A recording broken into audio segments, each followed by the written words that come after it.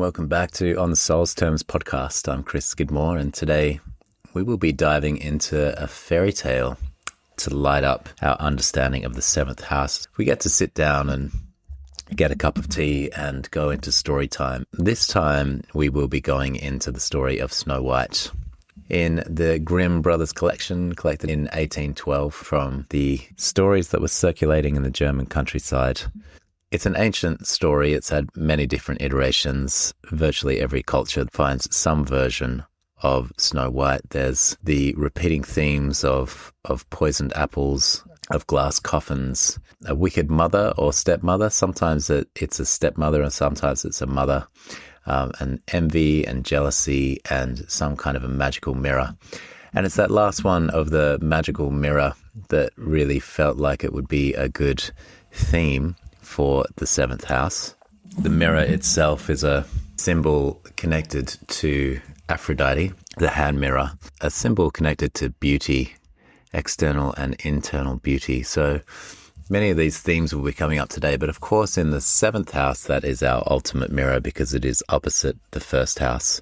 So the first house of the self is mirrored by the seventh house of the other or the shadow or elements of the self that aren't fully contained within the ego, personality, or central identity structure. What isn't in that central identity ends up leaving the self and arriving somewhere else in the chart.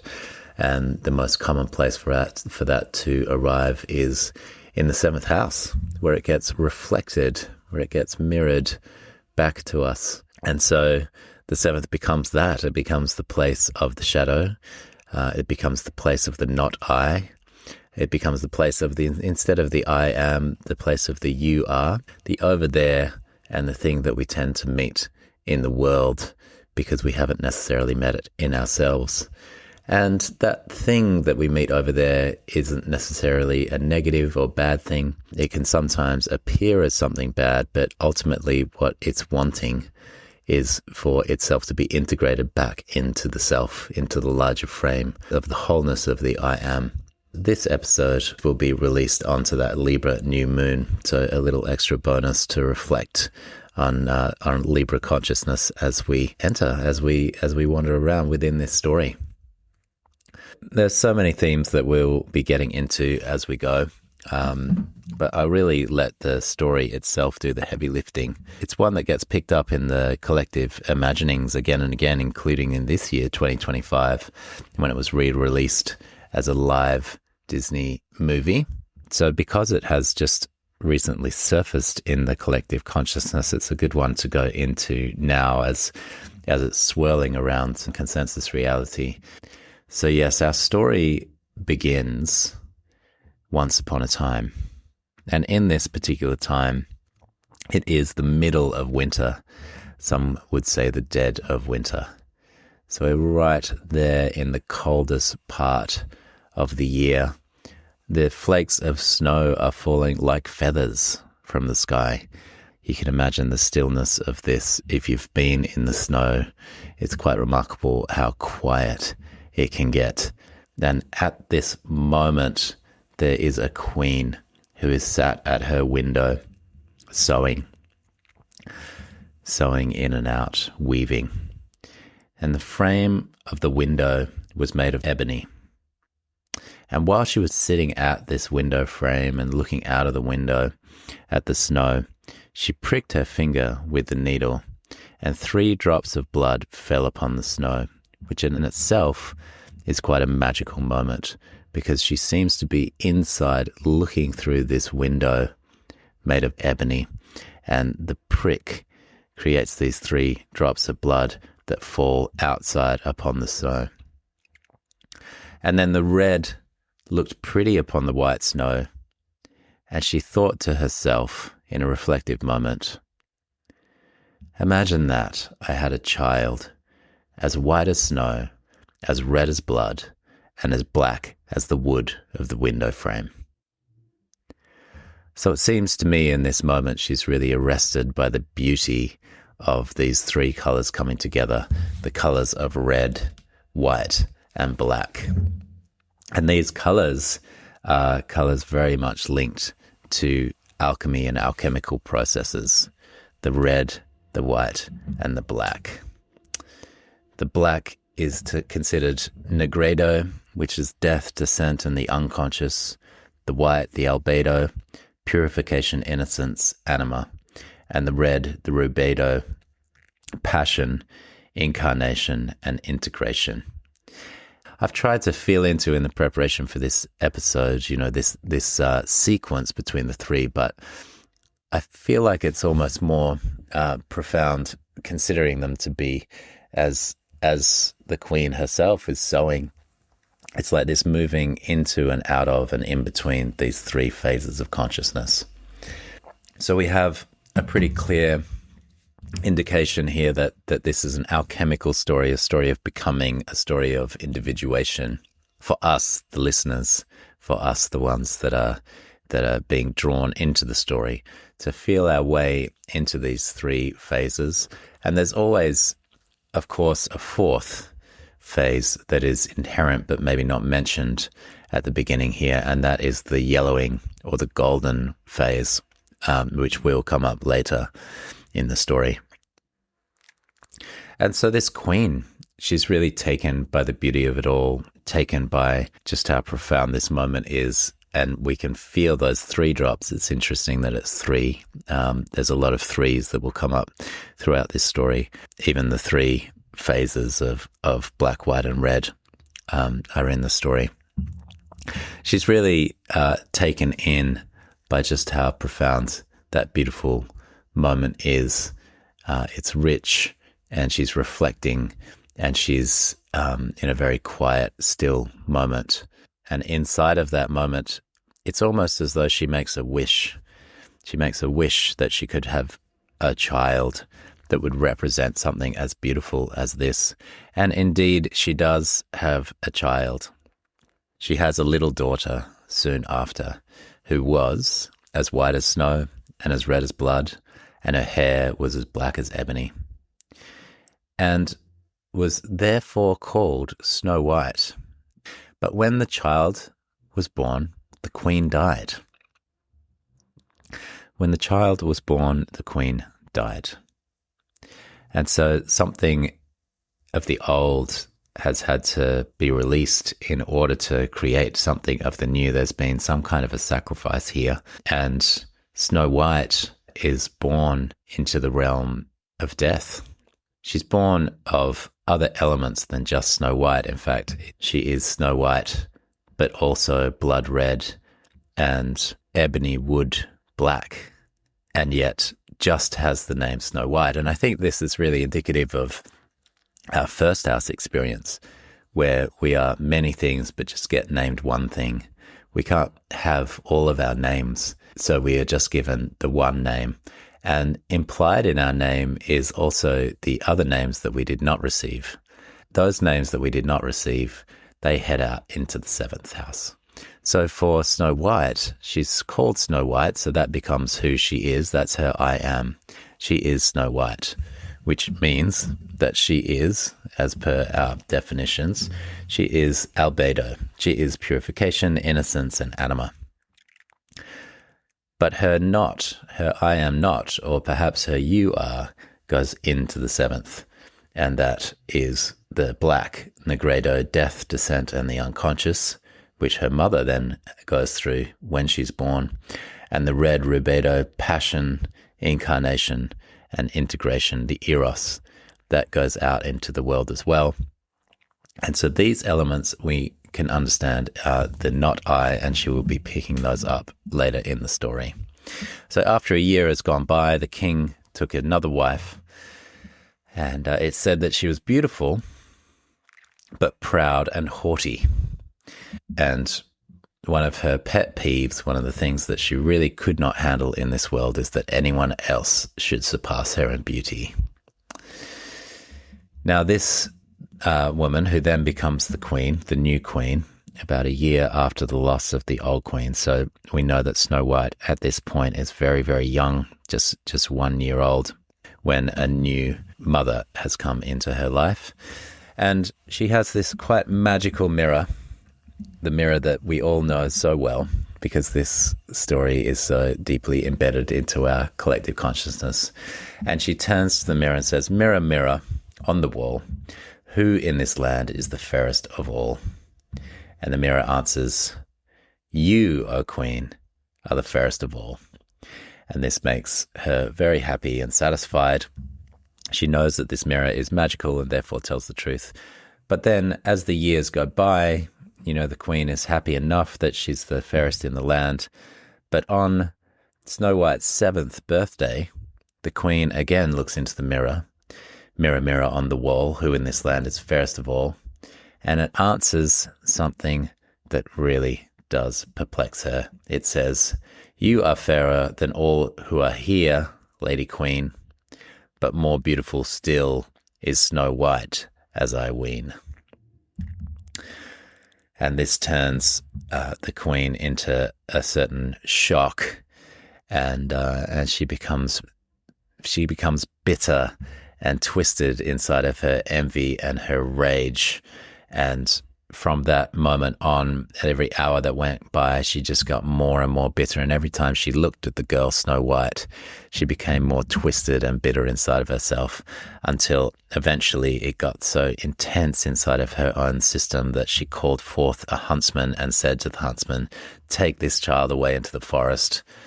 I won't have her in my sight anymore. Kill her and bring me back her lung and liver as a token." And so the huntsman obeys and takes her away to the very edge of a dark forest. And we know this edge of the dark forest. We've been here a few other times. This is the edge of the known world and the unknown world. And at this moment, Snow White, as just a 7-year-old, she's in a very dangerous position. She's in a very dangerous place.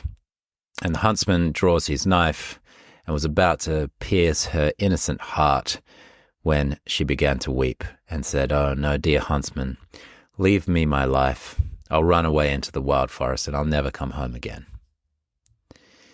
And the huntsman had pity on her and said, "Run away then, you poor child." And he thought to himself, well, the wild beasts will soon devour you. But it did feel at that moment as though a stone had been rolled from his heart, since he didn't need to kill her anymore. And just at that point, a young bear came running by, and he killed that young bear and took the liver and the lung to the queen as proof that the child was dead. The queen then salted them, cooked them, and ate them, thinking that she had eaten the lung and the liver of Snow White. So this is an interesting iteration. Sometimes it's a young deer that is killed, but in this case it's a bear.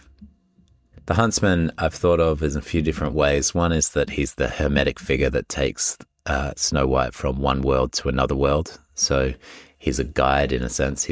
As Hermes is a trickster, he will show up in many shapes and forms, but in this way he shows up as the huntsman that can take her away from this kingdom. That, in this kingdom she is the princess, so that is her identity, but she is only princess, and Hermes, or the huntsman, comes along to take her from that world to the edge of the new world. And just like Hermes does, he can only really take us to the edge, and then we have to go on from there.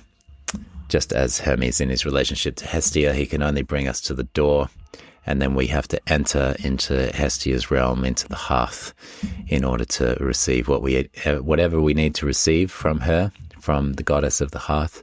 And then when we come back, Hermes will be there to take us back to wherever we need to go, or to take us on to the next part of our journey. So the huntsman is, to me, a hermetic figure who's able to do that. He's a huntsman and therefore would be sacred to Artemis. So it's very interesting that in some versions of this, he takes the liver and the lung from the deer. In this case, he takes the liver and the lung from the little bear, which symbolically for Artemis in that moment that I've mentioned many times on the podcast, but in that moment, as we're going from the 6th to the 7th house, we're going from Artemis's world to Aphrodite's world. We're in that preparation young girls would be taken through the dance of the she-bear to make sure that they had some of that she-bear energy ready to bring out when they need it, so that there's a fierceness that is danced through their system that can go along with that more innocence. That might be a healthy red energy that can come through, and also to connect us to our instincts and our instinctive responses. Both the bear and the wild are representing here. And it's also interesting that it's the liver and the lung. The liver, which, as we'll get to later, the liver is the general of the organs and is able to sift and sort and to, if anything's going to work poison through the system, then it's going to be the liver doing some hard work there. So maybe a little bit of a nod to the poison that will come later in the episode, and the lungs and the air and the pneuma and the spirit that is also implied within these things. The liver tends to be our relationship to anger and hot emotion, and the lungs our relationship to those cooler, light emotions. So again, we may have a little nod to the red of the liver and the white of the lungs. So Snow White then runs, and she runs into the forest. And there's an interesting line here that she was so terrified that she looked at all the leaves on the trees and did not know what to do. So she's in a state of hypervigilance here. All of her senses are electrified and on fire because she is very much in physical danger. But then she ran over sharp stones and through thorns, and the wild beasts, they ran past her, but they did her no harm. So the wild, as dangerous and as scary as it was, did her no harm. So the wild seems to be in some ways a support of Snow White, just as in our last fairy tale, Aralira, we looked at the pelt of the thousand furs, that connection to the wild that Snow White has. And maybe it was therefore Artemis that had that moment with the huntsman, or through the huntsman, that gave her some protection and gave her, through her instincts, a way through the forest. All she needs to do is run. She needs to mobilize. She needs to make sure she's with her sympathetic nervous system. She cannot collapse. She just needs to make sure she's still moving. And move she does, and she runs and runs as far as she will go into the evening, until she saw a little cottage and went into it to rest herself. So actually it was almost evening. She runs until it's almost evening. So the sun is in the 7th house at this point. And she finds this little hut, and she wanders in there. And everything in the cottage is small, but neater and cleaner than can be told. On the table was a white cover and 7 little plates, and on each plate a little spoon. And there were 7 little knives and forks, 7 little mugs, and against the wall stood 7 little beds side by side, and they were covered with snow white counterpanes. And she was so hungry, Snow White, and so thirsty that she ate a little bit of vegetables and bread from each plate and drank a little bit of wine out of each mug, because she did not want to take it from only one. And then, as she was so tired, she lay down on each of the little beds. None of them suited her until she got to the very 7th one, the last one, and that felt just right to her. So she remained there, she said her prayers, and she went to sleep. And then when it was quite dark, the owners of the cottage came back, and there were 7 dwarves who dug and delved in the mountains for ore. And they lit their 7 candles. And now, as it was quite light within the cottage, they saw that someone had been there, for everything was not in the same order as they had left it. They said to each other, "Who's been sitting in my chair? Who's been eating off my plate? Who's been eating of my bread? Who's been eating my vegetables? Who's been using my fork? Who's been cutting with my knife? And finally, the 7th, who's been drinking out of my mug?" And then they looked around and they saw, "Someone's roughed up my bed here." So the first one, whoa, is this someone in my bed? And the 2nd and the 3rd and the 4th and the 5th and the 6th, until the 7th looks into his bed and says, "Wait a second, somebody is in my bed." And with great astonishment, they bring their 7 little candles and let the light fall on little Snow White. "Oh heavens, they cried, "what a lovely child." And they were so glad to find her that they did not wake her up, And the seventh, he slept in each of his companions' beds for 1 hour and then got through the night. And the next morning when everybody woke up, Snow White woke up and was terrified of these little men, but soon realized that they were quite friendly. And they asked her what her name was, and she said, "My name's Snow White." And the dwarf said, "Well, how did you come into our house?" And then she told them her whole story of what had happened, and the stepmother tried to kill her with the huntsman, but he spared her life, and then she ran for the whole day and then found this dwelling in the woods. And then the dwarf said, "Well, if you take care of our house and cook and make the beds and wash and sew and knit, and you keep everything neat and clean, you can stay with us and you'll want for nothing." And Snow White said, "Yes, with all of my heart." And so that's what she did. She stayed with them. And in the mornings, very early in the mornings, they would go into the mountains and they would look for copper and gold. And then in the evenings, late in the evenings, they would come back. Their supper had to be ready. And the girl was alone the whole day, just cleaning and cooking and sewing and taking care of things. So we know, or we can feel, that her job now in this little house was to become very much in the sixth house. She's a long, long way from her kingdom and her palace. She no longer has servants to do that. She no longer has the people in her life that will take care of those things. So it's fallen back to her. It's like we're going back into the sixth here and we're chopping wood and carrying water. And a lot of time seems to go by with her just in this place. This is one of the places where she's meeting the negredo, the blackening process. She's got these dwarves who are also miners. They're closer to the ground. Everything is small. Nothing is big and grandiose like her white palace. She's now in the blackening where everything is small and petite, closer to the ground. And then she has these seven, which the number seven, which comes up a lot in this story, we'll get to in a moment. But she has these seven dwarves who are really nighttime creatures. They are creatures of the unconscious. They spend their whole days mining, so they're in the darkness, looking for gold in the darkness, and they're coming back. They seem to leave around sunrise, and they come back around sunset. So these figures, they never really see the daytime. They're very much in the night world consciousness, in the unconscious, and they're looking for gold down there. So she's come from this place where all of the gold is external. She's run from the stepmother whose entire world is external. She's just looking in the mirror.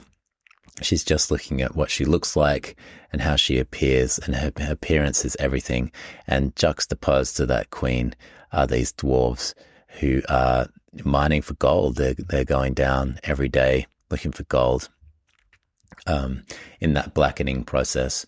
So we see in the tension of the seventh, which is surrounded on either side by the eighth on the one side of the underworld, and the sixth of the day-to-day, everyday chores of the everyday world. The seventh is squeezed in between those, and we can feel that in what's happening for her here as the years seem to go by and she grows up in this situation, because as we move to the next scenes, we don't get the sense of her as a 7-year-old anymore.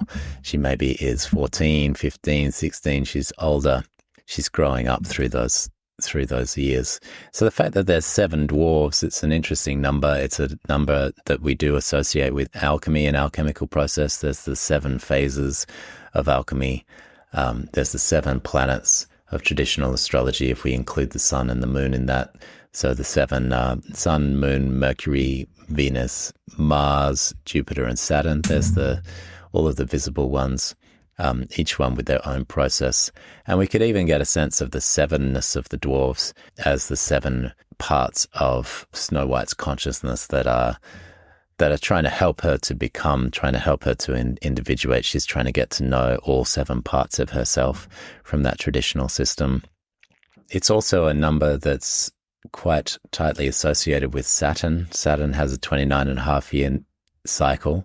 And so when we divide that into 4, to get the squares and the oppositions, it comes down to 7 and a bit years.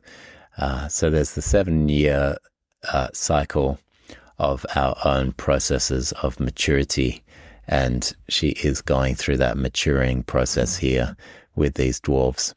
So yes, those numbers of phases of development, like 7 and 14, but because it's more like 7.5, we kind of go like 7 or 8, and then we go up to 14, 15, 21, 22. So if you take that Saturn cycle, it's very valuable for looking at each of those thresholds of our maturity as they come up through life in each cycle that is around about 7.5 years. There's also the famous 7-year itch that can happen within relationships where things get brought to a head, or if you've been somewhere living in a place for 7 years, or any contract that has existed for 7 years, it needs to either be dissolved or to be reimagined and taken into that next phase. So yeah, it's a potent number. I don't think there's an accident there that it is the number 7. So the girl was alone all day, and so the dwarves began to be worried and concerned for her, and somehow they knew, these intuitive dwarves knew that this stepmother wouldn't rest, and she would eventually come for her. So the dwarves said, well, beware of your stepmother. She will know soon enough that you're here, and just make sure that nobody comes in. Snow White listened to this and nodded and said, yes, I understand. We'll make sure that never happens. But the queen, way back in the palace there, who had already eaten, or thought she had eaten, of Snow White's lung and liver, she just figured that she was the most beautiful of all. And much time had gone by until one day she thought, well, let me just check on that, see if there's any other competitors in this kingdom, see if anybody else is coming after me. And she goes back to her mirror, mirror, mirror on the wall, who in this land is the fairest of all? And the mirror answered, oh, queen, you are the fairest of all I see. But over the hills where the 7 dwarves dwell, Snow White is still alive and well, and none is so fair as she. And then she was shocked and enraged, and she knew that the mirror had never spoken falsely, so that she knew that the huntsman had betrayed her and that Snow White was still alive. So she thought and she thought and she thought about how she might kill her, because as long as she was not the fairest in the whole land, envy let her have no rest. And then at last she thought of something to do. So she painted herself and dressed herself like an old peddler woman, so that no one could have known her. And in this disguise she went over the 7 mountains to the 7 dwarves and knocked at their door. And said, pretty things to sell, very cheap, very cheap. And Snow White looked out of the window and said, why, good day, my good woman. What have you got to sell? You can see she's completely forgotten these instructions that she had agreed to with the dwarves. Good things, pretty things, she answered. Stay laces of all colours. And she pulled out one which was woven of bright coloured silk. And then Snow White thought to herself, well, I've let this old woman in, this worthy old woman. Why not? And so she unbolted the door and bought the pretty laces. And then the queen looked to her and said, child, what a fright you look. Come, I will lace you properly for once. Snow White had no suspicion, but stood before her and let herself be laced with the new laces. But the old woman laced so quickly and so tightly that Snow White lost her breath and fell down as if dead. Now I am the most beautiful, said the queen to herself, and ran away. So there she is. This is her first delving into the unconscious. She has been laced tight and has dropped down dead. She's in the bonds, isn't she? These laces, the corset. She's in the throes of an ideal beauty that she has to squeeze herself into, and she's tied into the bonds of her original identity, of her beauty as Snow White, and she can't breathe there. She can't breathe. This is, we had that element of the lungs that were being taken, and her spirit can't be free here, and she's too constricted, and she's fallen down as if dead. When the dwarves come home, they see her lying there lifeless on the floor and are terrified that she might be dead. And they lift her up, but then they saw that she was laced too tightly and cut the laces, and then she began to breathe a little, and then after a while she came back to life again. And then the dwarves heard the whole story of what had happened, and they said, look, the old peddler woman's definitely the wicked queen. Take care, let no one else come in when we're not with you, just make sure. And meanwhile, the queen, when she got back to her house, mirror, mirror on the wall, who in this land is the fairest of all? And it answered as before, O queen, you are the fairest of all I see, but over the hills where the 7 dwarves dwell, Snow White is still alive and well, and none is so fair as she. Now when she heard that, all of her blood rushed to her heart with fear, for she knew that Snow White was again alive. And then she thought, well, now I will think of something that will really put an end to you. And with the help of some witchcraft, which she understood, she made a poisonous comb, and then disguised herself as another old woman and set off over the 7 mountains to the 7 dwarves and knocked at the door and cried, good things to sell, cheap, cheap. Now Snow White looked out again and said, go away, I cannot let anyone come in. And the queen said, well, I suppose you can look. Pulled out the poisonous comb and held it up. And it pleased the girl so well that she let herself be tricked. And she opened the door. When they'd made a bargain, the old woman said, now I will comb you properly for once. And little Snow White, still with no suspicion, let the old woman do as she pleased. But hardly had she put the comb in her hair that the poison in it took effect and the girl fell down senseless. You paragon of beauty, said the wicked woman, you're finished now. And she went away. It's impressive, this queen, in a sense. This is why I consider the queen to be the red, the blood red that has become the shadow. She's so persistent. She's got so much of that destructive eros and fire. She's willing to go back and forth over 7 mountains. She's tireless. She's got endless energy for the destruction of Snow White. And yeah, this time we have a comb. So whilst the laces are something that ties and binds things together, the comb separates out the hair. It's connected to the top of her head. It's a bit like the Medusa story here, where we have the snakes.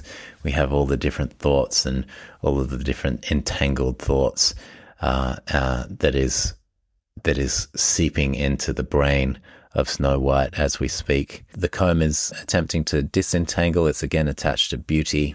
It's attached to hair, the instincts, and all of that is being attacked, in a sense, by this queen. Now the dwarves come back again. They find her again. They look her all around, and then they found this comb and took it out. And as soon as they're taking it out, Snow White came back to herself and then told them what had happened. And again they warned her to be on guard and promise her, do not open the door to anyone. And Snow White said, yes, okay, I promise I will not open the door to anyone again. Meanwhile, the queen, she gets back to her kingdom. Mirror, mirror on the wall, who in this land is the fairest of all? And it answered as before, O queen, you are the fairest of all I see, but over the hills where the 7 dwarves dwell, Snow White is still alive and well, and none is so fair as she. And when she heard the mirror speak like this, she trembled and shook with rage. Snow White shall die, she cried, even if it costs me my life. So this is interesting. The blood is boiling. The red is getting to a whole other level. And meanwhile, we're not really getting much red still from Snow White. She's remaining in that innocence, in that naivete. She still doesn't quite know what's going on. And so the queen, she goes into her secret, lonely room where no one ever came. And there she made a very poisonous apple. Outside it looked pretty, white with a red cheek, so that everyone who saw it longed for it. But whoever ate a piece of it must surely die. So now we have the poisonous apple being created here in a quite secret, lonely room where no one ever comes. And we have an image that is much like Snow White herself, white with a red cheek, but within this we have a deep longing, something of the eros here. There's anyone who sees it longs for it. So that's part of the power of this apple. Just by seeing it, there's a deep longing that takes hold inside of the person. So when the apple was ready, she painted her face, dressed herself up as a farmer's wife, went over the 7 mountains to the 7 dwarfs, knocked at the door. And Snow White put her head out of the window this time, not the door, the window, and said, "I cannot let anyone in. The 7 dwarfs have forbidden me." "It's all the same to me," answered the woman. "I shall soon get rid of my apples. There, I'll give you one." "No," said Snow White. So here she goes. She's really trying to draw a boundary here. "I dare not take anything." "Are you afraid of poison?" said the old woman. "Look, I'll cut the apple in 2 pieces. You eat the red cheek and I'll eat the white." The apple was so cunningly made that only the red cheek was poisoned. And Snow White longed for the fine apple.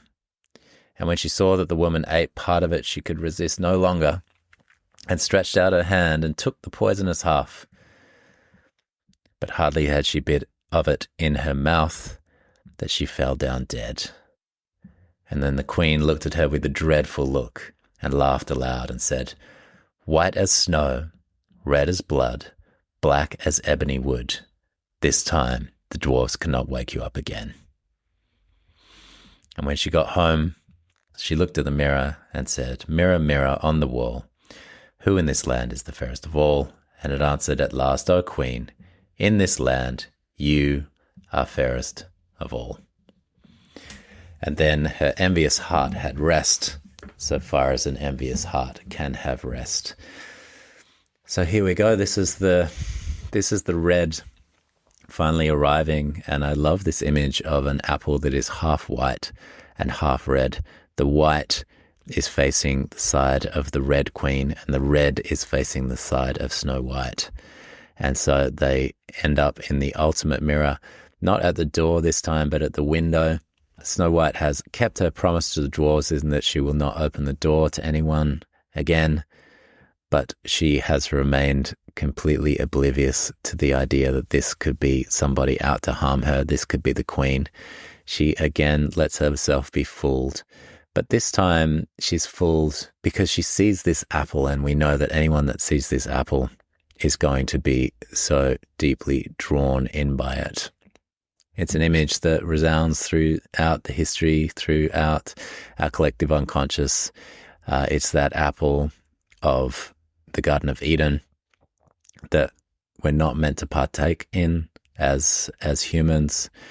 It's the golden apple of immortality that are on the Hesperides, on the tree of eternal life, guarded by a dragon or guarded by a serpent, that have these 3 sisters, the Hesperides, dancing around it. It's also the golden apple that also says "for the fairest," that is rolled down on the banquet table, that lands in between Aphrodite, Athena, and Hera for the beauty contest. It's a potent image. The apple as a round fruit is that symbol of wholeness. There's something in it, especially these golden apples that we see more mythically. There's a desire to become who we truly are. But in that desire, it seems to create some kind of a split, or maybe amplify the split between our first house and our 7th house, the I am and the I am not, the I am and the you are.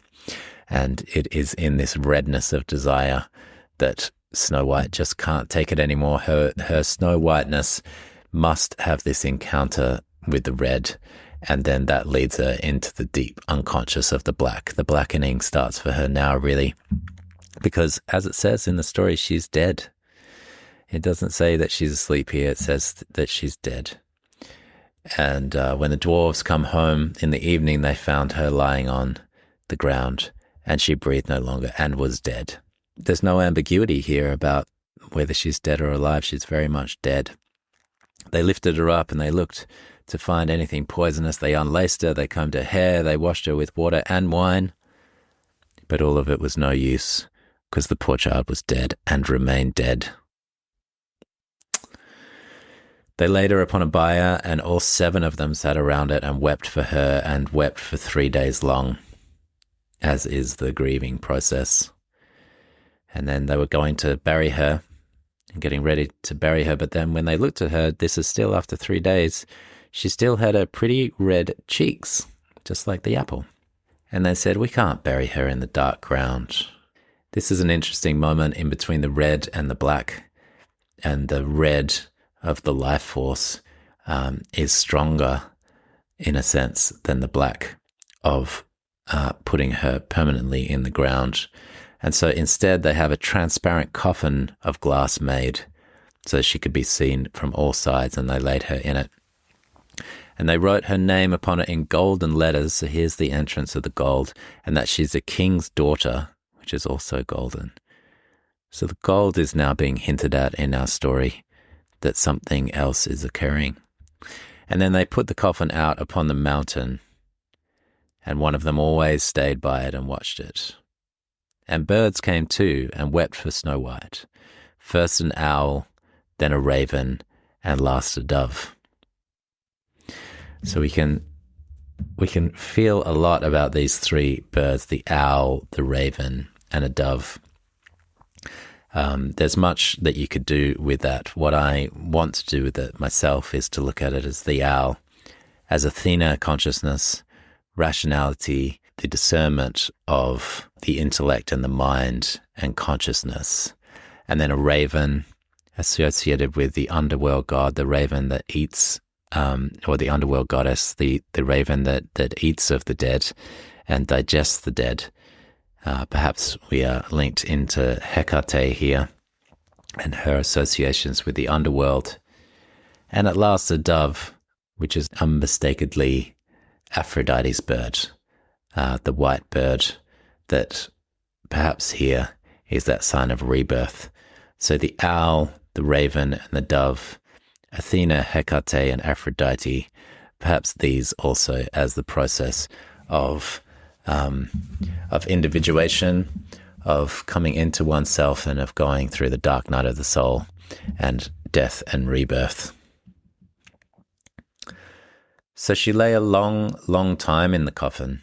We don't really know how long, but we do know that it's a very long time, and she did not change. And one of the dwarves are always sitting with her, now holding vigil. And she looked as if she were asleep, for she was as white as snow, as red as blood, and her hair was as black as ebony. So we've seen here, even the queen says it to her when she's dead. She names her whole name again, and we keep coming back to her whole name, the owl, the raven, and the dove, white as snow, red as blood, black as ebony. She's now in that Asclepian incubation chamber where all three parts of her are doing whatever they do in that underworld process of commingling, separating, coagulating, coming back together again. Round and round it's going in between the three for a very, very long time, a time that we don't know exactly how long it is. And I believe that this is something to reflect on with your own seventh house planets. It takes a lot of time to bring these planets that we have disowned. That could be emotions that we've disowned, or feelings that we've disowned, or parts of the self that will be disowned. It takes time in the seventh house to slowly bring it back through our alchemical process of becoming a whole person. That's the way to have a look into your seventh. How am I going in this long process of my lifetime of bringing these seventh house planets and bringing them back into ourselves, bringing them back into a sense of the whole, which is the circle of the houses, the medicine wheel, shows us the actual self, whereas the seventh house is the not I, and the first house is the I am. So this is just what we identify ourselves as, but of course the entire circle is a big mandala of our whole self. And that is a long and slow process that could take many lifetimes for all that we know. This is the moment in the story that I think is its most rich and for us to dream into and dream out of and make our way back and forth just here in this very rich moment. And then, like all fairy tales, we need to come to some kind of a conclusion. I think the rest of the story is that moment of like, okay, let's bring this story to an end. We've gotten where we needed to go with the richness of the symbols and the intermingling and the tension between the mirror on the wall and the mirror within Snow White and the Queen, both of them mirroring each other, the crone and the maiden mirroring each other, reminding each other where they're going and where they've been. The dwarves facilitating that, the huntsman also facilitating that. We've gotten into a space of death, of deep incubation and deep sleep. And we are deep in the Abaton, in the Asclepian chamber, in a glass coffin. So we are essentially in the alchemical space of this coffin. And it's really there that is the richest place. If I was to wake up from the dream, and this is a dream, I would spend a lot of time just in this place. And then it's a story, and a story needs to find its way towards an ending. And so a king's son comes into the forest. So now we have a bit of a gold of the seventh house. Some gold re-enters as far as there's a memory that she is, in fact, a princess. And we've forgotten that because we've gone so far away from her primary identity, what she was named and who she was, that we may have forgotten, oh yeah, that's right, I'm a princess. I've been out here in the forest so long.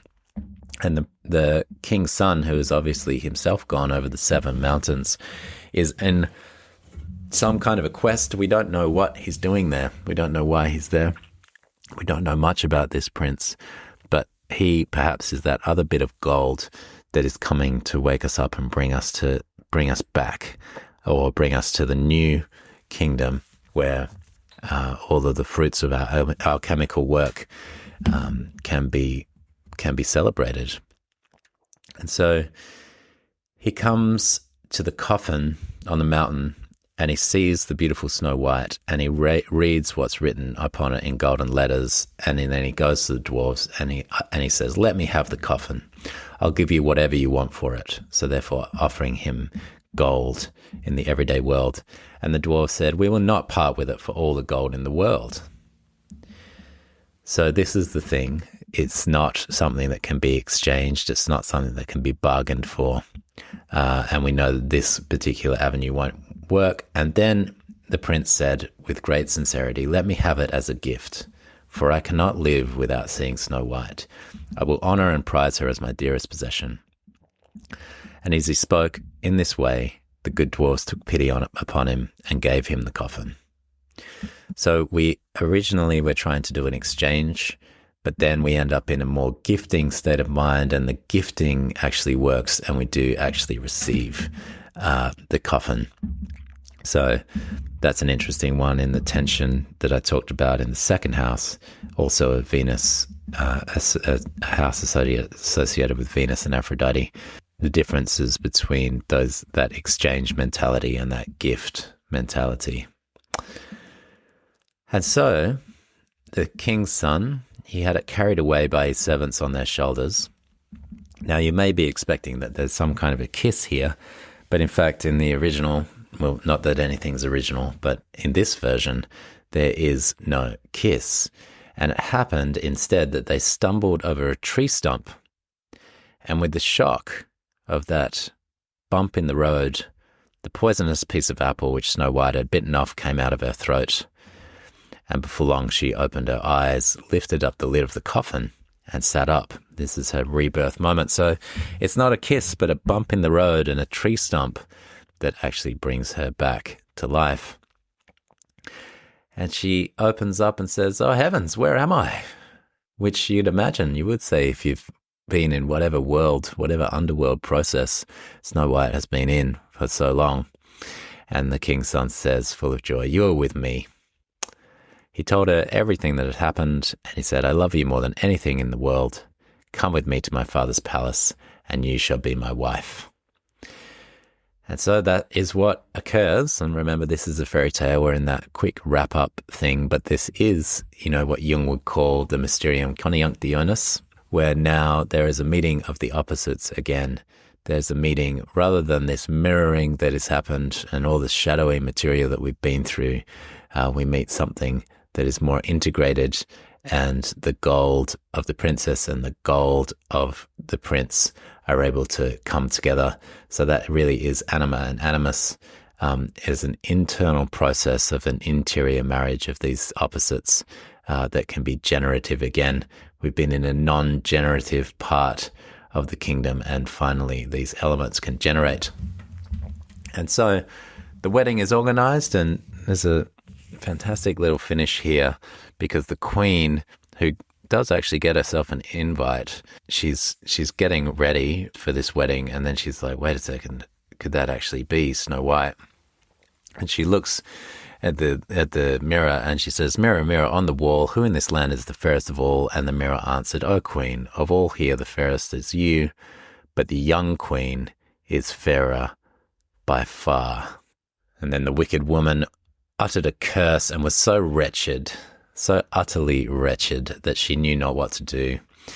At first she would not go to the wedding at all, but then she had no peace and had to go to see the young queen. And when she went in, she recognized Snow White, and she stood still with rage and fear and could not stir. But, and this is how we finish our story, but iron slippers that had already been put upon the fire were brought in with tongs and set before her. And then she was forced to put on the red hot shoes and danced until she dropped down dead. And that's the end of our story.